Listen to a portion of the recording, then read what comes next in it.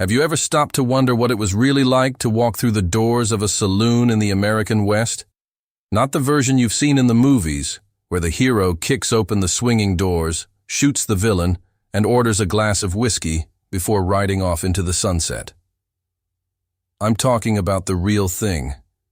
The smell, the noise, the desperate lives that played out under those low ceilings, night after night. Because the truth about saloons in the Old West is far more fascinating, far more complex, and far more human than anything Hollywood ever dared to show you. We're going to step inside one of the most misunderstood institutions in American history, not as spectators of a theatrical brawl, but as historians and anthropologists trying to understand what these places truly were, what they meant to the men, and yes, the women who passed through them, what they provided beyond alcohol and entertainment, and why, in a land of extraordinary hardship and isolation, the saloon became something far more essential than a drinking establishment. It became, for better and for worse, the beating heart of the frontier. To understand the saloon, you first have to understand the world it existed in. The American West of the mid to late 19th century was not a world of romantic adventure. It was a world of brutal physical labor, chronic loneliness, and profound uncertainty. The men who flooded into territories like Kansas, Colorado, Nevada, and Montana after the Civil War were often traumatized veterans, displaced farmers, newly freed black men seeking futures, Chinese immigrants who had survived the railroad construction camps, and young men from the East chasing rumors of gold and silver. What they found was an environment that tested their endurance at every level. There were no reliable postal routes to write home. There were no newspapers most of the time. There were no churches, no courthouses, no doctors, no women in many cases, and almost no social structure of any kind. Into that void stepped the saloon. The first saloon in any newly established frontier town typically appeared before any other permanent structure. Before there was a proper hotel, a jail, or a school, there was always a place to drink. Sometimes it was nothing more than a plank of wood laid across two barrels and a man standing behind it with a bottle. That was enough. The saloon was, in its earliest and simplest form, a response to a universal human need that had nothing to do with alcohol. It was a response to the need for human contact. For a few hours, a man could stop being utterly alone in a vast and indifferent frontier and remember that he was part of something. Part of a community, however makeshift, part of humanity. As towns grew and money started flowing, the saloon evolved. The more prosperous establishments became surprisingly elaborate spaces. Many had hardwood bars imported at enormous cost from cities like St. Louis or Chicago. They had large mirrors behind the bar, which served a dual purpose. They looked impressive, signaling that this was a place of relative civilization and prosperity, and they allowed the bartender to watch what was happening behind his back without turning around. Chandeliers with whale oil or kerosene lamps hung from the ceilings. In the more successful towns, you might find a piano against one wall, usually imported and almost always slightly out of tune from the journey. Paintings on the walls, often reproductions of European nudes or hunting scenes, gave the impression of cultured aspiration. The floors, notoriously, were covered in sawdust, which served a deeply practical function. Blood, spilled beer, vomit, and tobacco spittle were daily realities, and sawdust could simply be swept out and replaced each morning. What most people don't realize is how comprehensive the services of a real saloon actually were. Yes, you could buy whiskey. But whiskey was often the least interesting thing on offer. Many saloons functioned as the de facto post office for an area, holding mail for miners and cowboys who had no fixed address. They served as banks, where a miner could deposit the gold dust he'd panned and receive credit at the bar. They were employment agencies, where men looking for ranch hands could find them, and men looking for work could advertise themselves. They were legal offices of a kind, where documents were signed, deals were struck, and disputes were sometimes settled, either through negotiation over drinks, or, less elegantly, through violence in the street afterward. They were hotels, with rooms above the bar available for rent. They were restaurants offering simple meals, often just beans, bread, and whatever meat was locally available. They were barbershops, bathhouses, and dentist offices in some cases, with a chair, a basin, and a man willing to pull a tooth for a small fee and a shot of whiskey as anesthesia. The men who drank in saloons were not primarily violent outlaws, despite what the mythology insists. The everyday patron of a frontier saloon was a working man, a cowboy at the end of a cattle drive who had been in the saddle for 3 months without seeing a single building. A hard rock miner who had spent 10 hours underground in dangerous heat and darkness. A railroad worker whose muscles ached from laying iron rail under a merciless sun. These men came to saloons not to cause trouble, but to experience what every human being requires regardless of the century they live in. Rest, conversation, laughter. The illusion, however brief, of normalcy. The physical act of entering a saloon after weeks or months of isolation was a sensory experience of extraordinary intensity. After the vast silence of the open plains or the dead quiet of a mine shaft, the noise of a saloon hit you like a wave. Voices, laughter, the clinking of glasses, the scratch and wheeze of a fiddle, the stamp of boots on the floorboards when someone started to dance. After the monochromatic brown and gray of the frontier landscape, the warm yellow light of the lamps, the color of the bottles behind the bar, the embroidered vest of the card dealer, these were almost disorienting in their brightness. The smell was intense too, not entirely pleasant. A mix of tobacco, alcohol, wood smoke, unwashed bodies, and beneath it all, the sawdust. But it was a human smell, and for men who had been alone for too long, even that was a kind of comfort. The whiskey itself deserves more nuance than it typically receives. Frontier whiskey was not the carefully aged single malt of popular imagination. It was often a violent concoction of raw alcohol, tobacco, and sometimes genuinely dangerous additives intended to make a weak spirit taste stronger. Different establishments had different names for their house liquor, and the quality varied enormously. A successful town like Abilene or Deadwood had saloons importing proper Kentucky bourbon or Tennessee whiskey at significant expense. A mining camp at the end of a supply line was serving something closer to industrial solvent in a dirty glass. The consequences were real. Blindness, serious illness, and death from contaminated alcohol were documented occurrences across the frontier. Drinking was not casual recreation for many of these men. It was the primary means available to them of managing pain, both physical and psychological, in an environment that offered almost no other options. Women in saloons occupy one of the most distorted chapters in the mythology of the West. The cinematic vision of the dance hall girl, glamorous and carefree, bears almost no resemblance to the reality of women who worked in frontier saloons. Some women were musicians, genuinely skilled pianists or singers who had traveled west, hoping for opportunities that didn't exist for them in the more rigid social hierarchies of eastern cities. Others managed the gambling operations, a respected role that required sharp mathematical skill and a commanding presence. Some owned the saloons outright.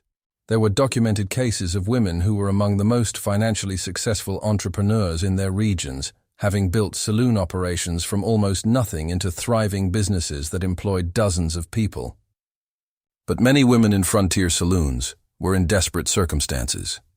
Widowed, abandoned, or simply out of options in a society that offered working-class women almost no legitimate economic pathways, they found in saloons a means of survival that came with enormous personal cost.